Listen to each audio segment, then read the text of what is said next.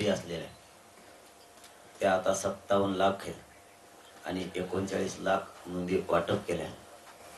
ज्या 39 लाख प्रमाणपत्र दिलेत, आमचं म्हणणं होतं की जे परिवार आहे त्याचे परिवारातील नातेवाईक यांना तातडी नाते वाटप करा.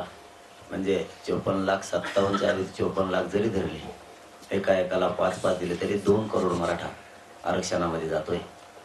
आणि ज्या मराठ्यांच्या नोंदी सापडल्या नाही त्यांच्यासाठी गणगोतातील सगळे सोयरे यांना त्याच नोंदीच्या आधारावर कुणबी जात प्रमाणपत्र देण्यात यावं.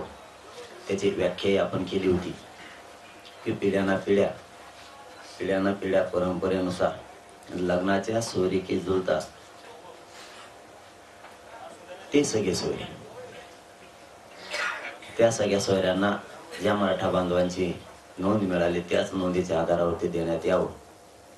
या मागणीसाठी मुंबईपर्यंत मराठा समाज लाखो करोडच्या संख्येने गेला आणि सरकारनं राजपत्रित अध्यादेश 27 तारखेला 27 जानेवारीला मुंबईच्या विषयावरच काढला. मुंबईत जाण्याचीही मराठ्यांना गरज नाही पडली. हा मराठा समाजासाठी आणि गोरगरीब गरजवंत मराठ्यांसाठी हा 70-75 वर्षातला पहिला मोठा कायदा आहे. आणि मराठ्यांच्या पोरांनी सांगितलं होतं की आम्ही शांततेत मुंबईला जाणार आणि येताना शांततेत आरक्षण घेऊनच येणार. कायद्याचा अध्यादेश झाला, अधिसूचना निघाल्या म्हणजे आरक्षणच घेऊन आले. आता येत्या 15 दिवसात त्याचं कायद्यात रूपांतर होईल आणि घराघरातल्या महाराष्ट्रातल्या मराठा समाजाच्या ज्याच्या नोंदी सापडल्या नाही त्यांना आरक्षण मिळणार. हा मराठा समाजाचा प्रचंड मोठा विजय. याचबरोबर त्या दिवशी दिवाळी पण मराठा समाजानं गुलाल उधळून साजरी केली. आता आणखीन एक महादिवाळी होणार आहे. त्या कायद्याच्या मार्फत एक प्रमाणपत्र मिळालं सगळ्या सोयऱ्यांच्या की महाराष्ट्रात महादिवाळी. आणि आम्ही म्हणतो तसं करतो. या भारतात आणि महाराष्ट्रात पुन्हा अशी सभा झाली नसेल की प्रचंड मोठी विजय सभा त्यानंतर होणार. धन्यवाद. आपल्याला काय विचारायचं असलं आपण विचारा. प्रश्न असा आहे की मराठा आंदोलनाचं तुम्ही स्वीकारल्यापासून आंदोलनाबद्दलची माहिती तुम्ही सातत्याने वेगवेगळ्या माध्यमांनी मांडण्यात आलेला आहे. पण मनोजदादा पाटील हे नेतृत्व घडलं कसं त्याच्याबद्दल आम्हाला थोडंसं जाणून घेतलं. त्यामुळे तुमचा प्रवास सुरुवातीचा कसा होता, तुम्ही कुठून आलात, तुमचं पार्श्वभूमी काय आहे, तुमचं शिक्षण काय झालं, यापूर्वी तुम्ही कुठल्या राजकीय पक्षी संबंधित होतात का, हा सगळा तुमचा थोडासा इतिहास थोडक्यात सांगा. नाही, मी प्रथम नेतृत्व हातात नाही घेतलं. सगळ्यात अगोदर तिथंच माझ्या मराठा समाजानं मला स्वीकारलं. मला नेतृत्व नको होतं. मी पोरं बघत होतो, मला फोन येत होते की 1% जर एखादं लेकरू हुकलं तर त्याच्या वेदना किती, त्याला किती त्रास होतो.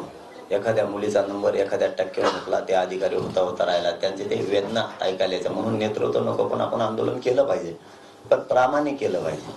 आपल्याला कोणी डाग नाही लावला पाहिजे की दुकानदारी चालू केली आणि पैसे जमा करायला लागलं, कोणाच्या हाडलात फुकट जेवण खायला लागलं त्या मराठ्यांच्या नावाखाली, किंवा कोणाला काही पण कामं सांगायला लागला, विनाकारण पैसा जमा करायला लावायचा, काही गरज नसतानाही. म्हणून आपण ह्या प्रकारात नाही पडायचं. पार्श्वभूमी सांगायचे ठरले तर मी एक शेतकऱ्यांच्या घरातला पोरगा आहे. कारण मला काय राजकीय वारसा फिरसा असलं काय गोष्टी नाहीत. मात्र 20-22 वर्षापासून मी सारखा समाजाचं काम करतो. आज इथं मी मोकळ्या मनानं बोलायला लागलो. इतकं मोकळं मी पण बोलत नाही कधी, परंतु मला खरंच कसलाच वारसा नाही आणि हे तपासलंय सुद्धा. ज्यावेळेस ते येवल्याचा माणूस म्हणला की हे 5वी शिकलेला आहे, त्या दिवशी त्याच्या अगोदर 3 दिवस सरकारनं शोधलं होतं की मी सगळ्या प्रश्नाचं उत्तर देतोय.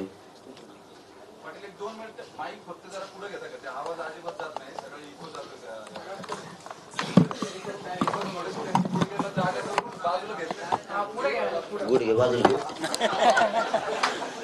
हा माईक पुढे पाहिजे. हा पुढे घ्या. खुर्ची मागे घ्या. खुर्ची इकडे.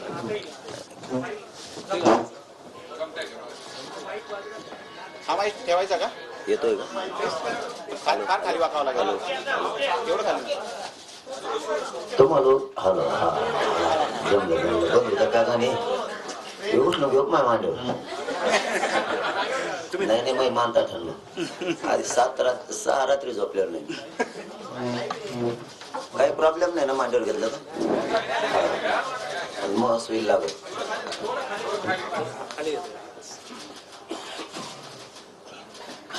मी 12वी शिकलेलो, परंतु विश्वास नव्हता की सगळ्या प्रश्नाचं उत्तर